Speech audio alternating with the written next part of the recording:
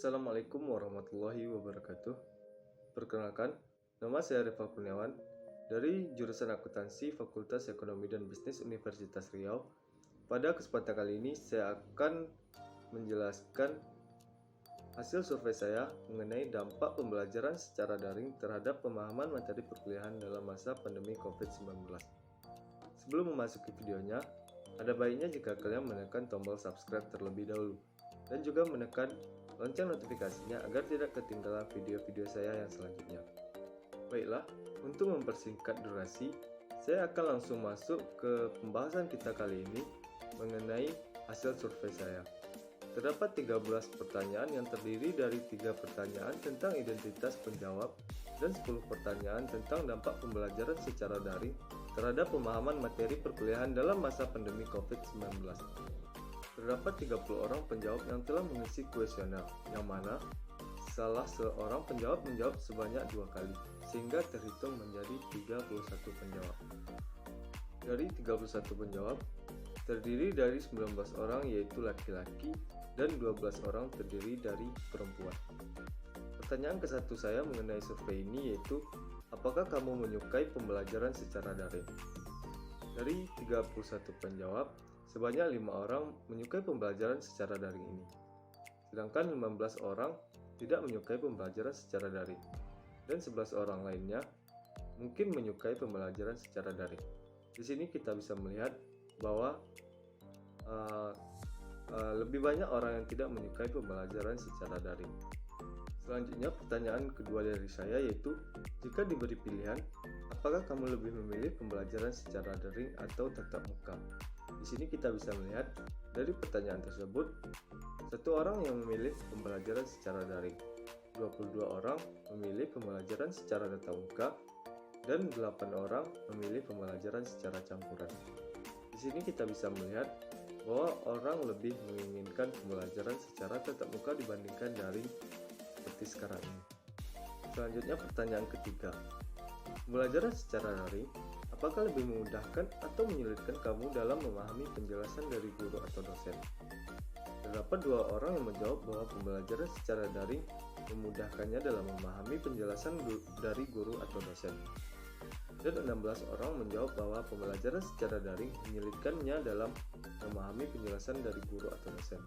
Selebihnya 13 orang menjawab ragu-ragu. Di sini kita bisa melihat bahwa orang merasa lebih kesulitan jika pembelajaran dilakukan secara daring. Orang mungkin lebih menginginkan pembelajaran secara tatap muka. Selanjutnya pertanyaan keempat, dari pertanyaan, apakah pembelajaran daring lebih efektif daripada pembelajaran secara tatap muka?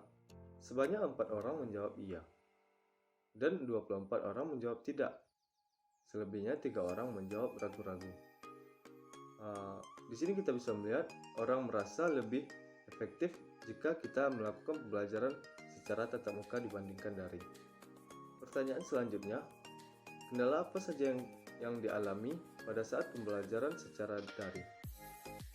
Di sini banyak yang memilih bahwa gangguan jaringan merupakan salah satu hambatan dalam pembelajaran secara daring. Setelahnya, yang paling banyak yaitu habis atau tidak adanya kuota internet. Sebanyak 17 orang memilih tersebut. Yang ketiga yaitu fasilitas yang kurang memadai. Sebanyak 13 orang memilih bahwa fasilitasnya untuk melakukan pembelajaran secara daring kurang memadai.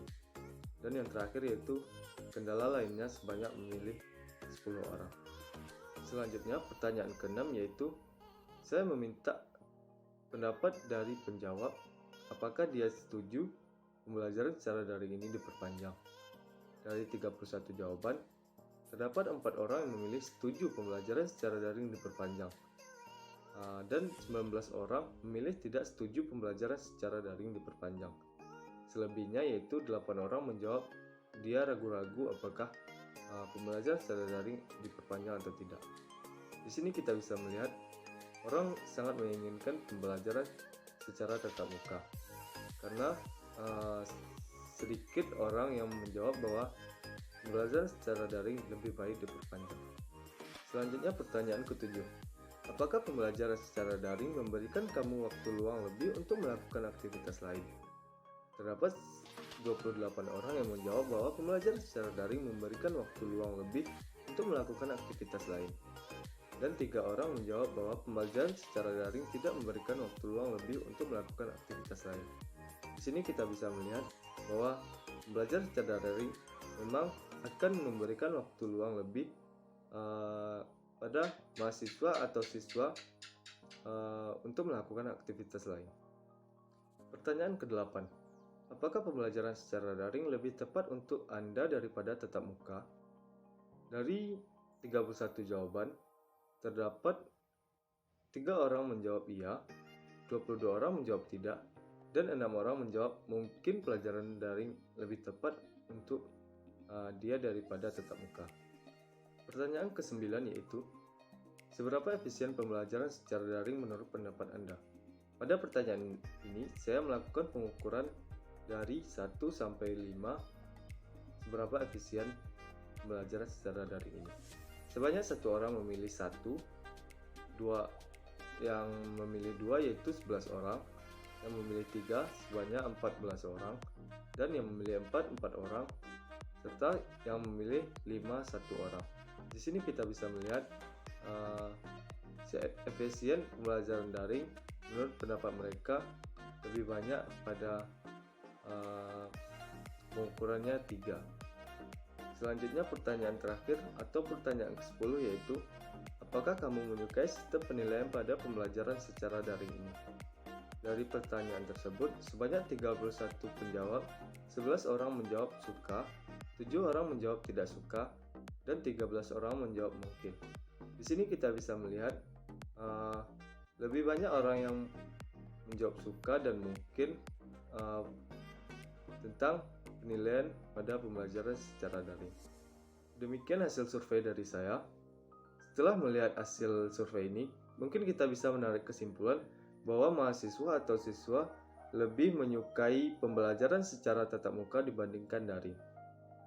Baik dari faktor bagaimana dia bisa menangkap penjelasan dari dosen dan karena daring juga banyak gangguan atau segala macamnya, sehingga mereka lebih memilih pembelajaran secara tatap muka tentunya. Mungkin yang disukai mahasiswa dari pembelajaran daring yaitu bagaimana sistem penilaiannya secara daring ini. Sekian dari saya. Apabila ada salah dan janggal, saya mohon maaf. Wabillahi taufiq wal hidayah. Assalamualaikum warahmatullahi wabarakatuh.